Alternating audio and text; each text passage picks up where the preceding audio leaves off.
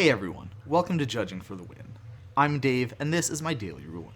Today's question comes to us from the True Stories collection, as in, it actually happened at an event that I was actually judging.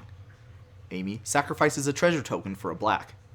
Later, she uses that mana to cast Molten Collapse. Given that she hasn't had any other stuff go to her graveyard this turn, can she choose both modes?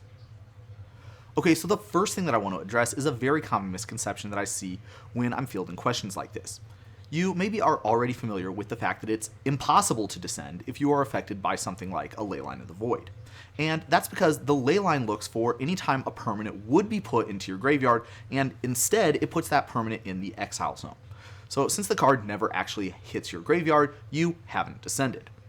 Some people think that the trick described in the original problem statement has the same kind of problem, and it should not work because tokens don't go to the graveyard.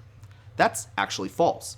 It is true that you can't normally have a token in your graveyard, but that's because there's a state-based action that goes around, and anytime there's a token in any game zone other than the battlefield, the token ceases to exist. It's easy to see how that misconception got started because, for practical reasons, people usually don't do this when they're playing in paper. But if you sacrifice a token, it definitely does go to the graveyard for a short time before that state-based action gets rid of it. So we're at least different enough from the Leyline of the Void example that this shouldn't be an obstacle. However, this is where the fun police are going to step in. Because it turns out this trick doesn't work after all. That's because if you take a look at how descent is defined, you can see that it only turns on if a permanent card was put into your graveyard. Since tokens are not considered cards, then this definition is thus not broad enough to include the case where a token is put into your graveyard. In the same way, any tokens that are put into your graveyard will not contribute towards effects that count the number of times that you descended this turn. The related mechanic Revolt works differently. The cards that have that mechanic all check to see if a permanent you controlled left the battlefield.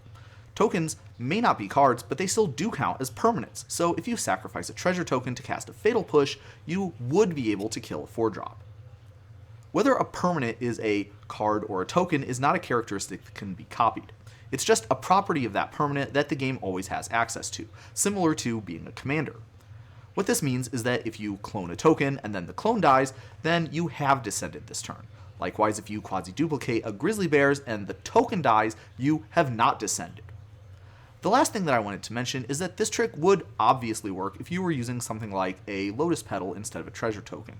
But there's actually a way that you can screw it up.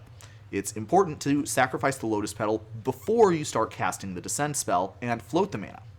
There is a spot in the process of casting a spell where you can sacrifice the Lotus Petal, but this is after the part where you have to choose the modes, meaning that if you do it this way, you will not be able to sacrifice the Lotus Petal in time. I talked a little bit more about this kind of interaction in my LCI medley video, so check the description for a link to that if you'd like some more details. But that's all I have for you today. How did you do? Join me again next time for another daily ruling, but until then, I hope you have a great day.